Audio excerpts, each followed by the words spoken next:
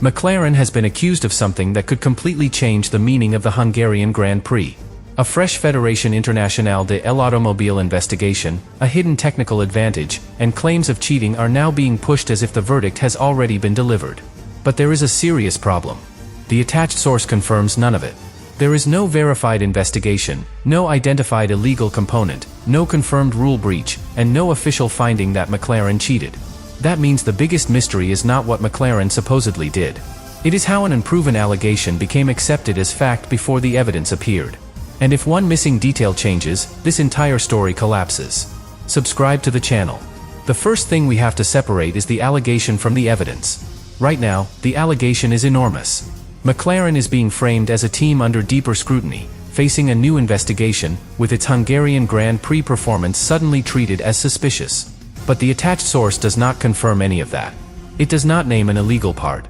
It does not identify a regulation McLaren supposedly broke. It does not include a statement from the Fédération Internationale de l'Automobile. And it does not provide a technical finding that proves cheating.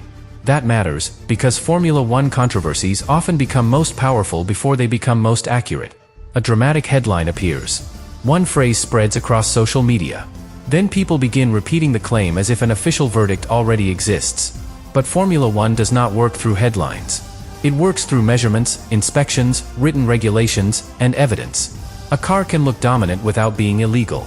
A team can be questioned without being guilty. And an investigation, if one even exists, is not the same as a conviction.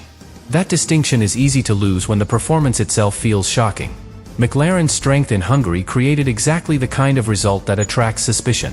When one team appears to control pace, tire behavior, and race strategy, rival fans start searching for a hidden explanation. They do not ask only how the car became faster. They ask whether the advantage should have been allowed at all. And this is where the story becomes dangerous. Because dominance creates emotion. Emotion creates certainty. And certainty often arrives long before proof. Think of a student finishing an exam much faster than everyone else. The first reaction may be admiration. The second may be suspicion. Did that student know something the others did not? Did someone help? Was there an unfair advantage? But until the answers are checked, speed alone proves nothing.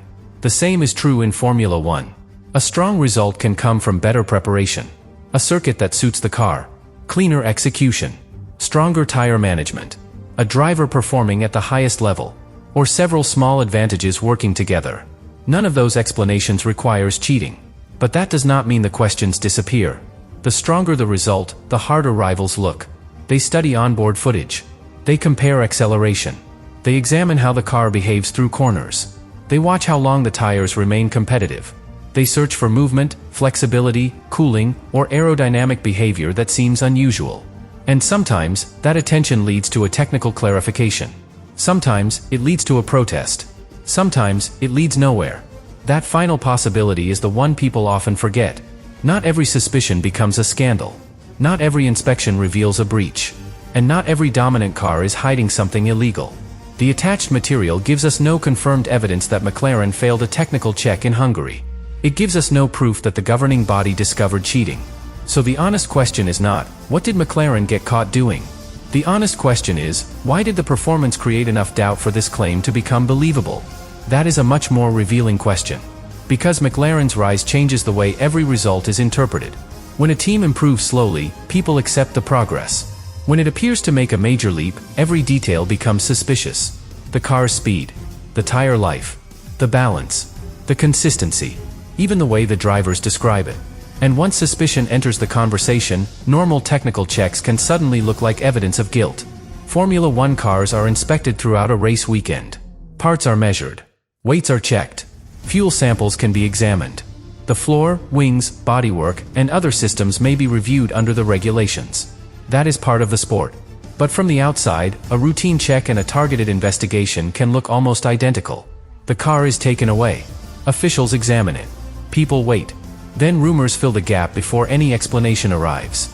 That gap is where the most dramatic stories are born. One person says the floor is being studied. Another says a flexible part is involved. Someone else claims rival teams complained. Soon, the story has a complete shape. But a complete story is not always a true one. And this is why the wording matters. The phrase, further investigation, suggests there was already an earlier investigation. The phrase, cheating exposed, suggests wrongdoing has already been proven. The source does not establish either claim. There is no confirmed first case. There is no confirmed second case. And there is no confirmed technical breach. But the absence of proof does not make the situation unimportant. It makes the situation more delicate. Because even an unproven allegation can create pressure inside a team. Engineers begin answering questions. Drivers are forced to defend results. Rivals become more aggressive in their own interpretation of the rules. And the governing body may feel pressure to clarify what is legal, simply because the debate has become too loud to ignore.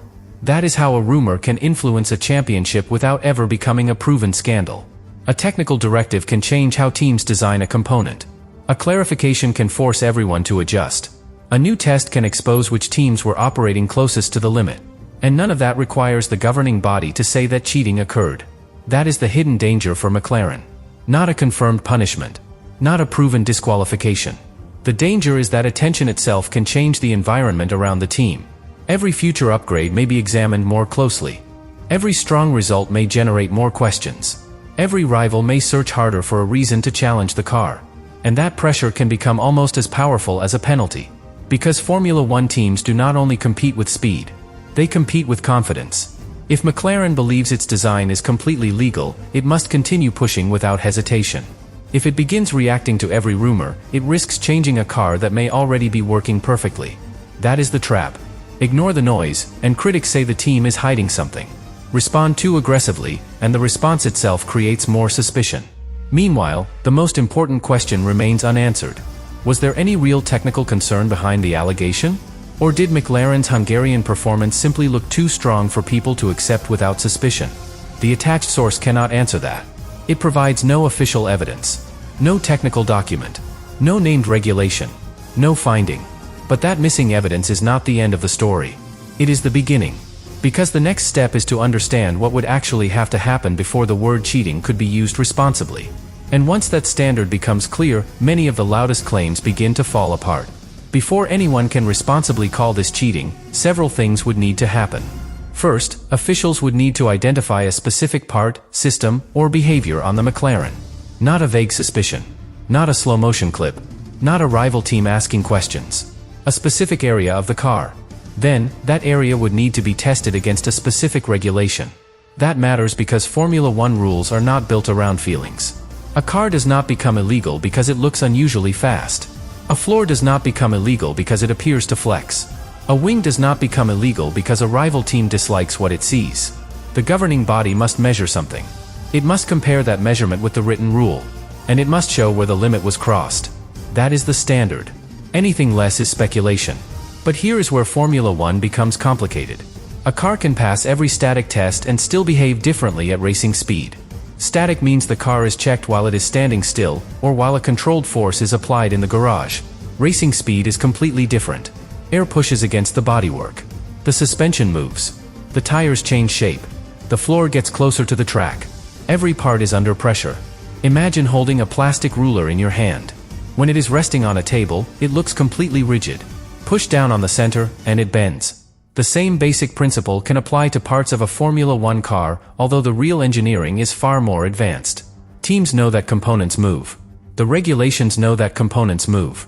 The real argument is about how much movement is acceptable, how that movement is tested, and whether the part still respects the intention of the rule.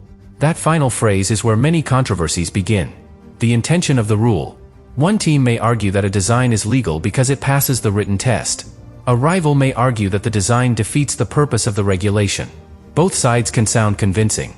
And suddenly, the battle is no longer only about the car. It is about interpretation. That is why the phrase cheating exposed is so dangerous. It skips the entire process. It jumps from suspicion to guilt. It assumes the answer before the technical question has even been defined. The attached source does not identify any disputed McLaren component. It does not describe a failed test. It does not mention a technical directive. It does not confirm that a rival team submitted a formal protest. And without those details, there is no factual path from Hungarian Grand Prix performance to proven cheating. But the lack of evidence does not stop the pressure from growing. Because rival teams do not always need to win a protest to gain something valuable. Sometimes, they only need the Fédération Internationale de l'Automobile to look closer. A new test can force a team to redesign a part. A clarification can remove an advantage. A stricter measurement can reduce performance, even if the original design was never officially declared illegal. That sounds unfair. But it is part of Formula One's constant technical war.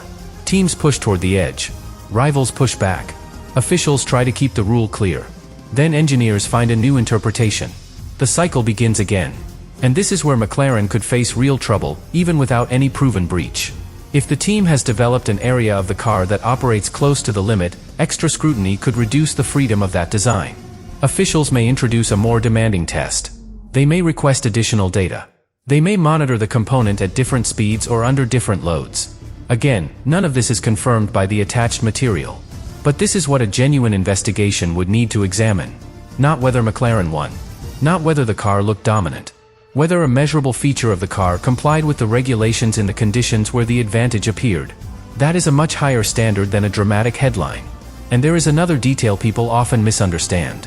A team can be forced to change a design without being accused of deliberate cheating. That distinction is crucial. Formula One regulations evolve through clarifications. A design may be accepted under one interpretation. Then officials decide the wording needs to be applied differently.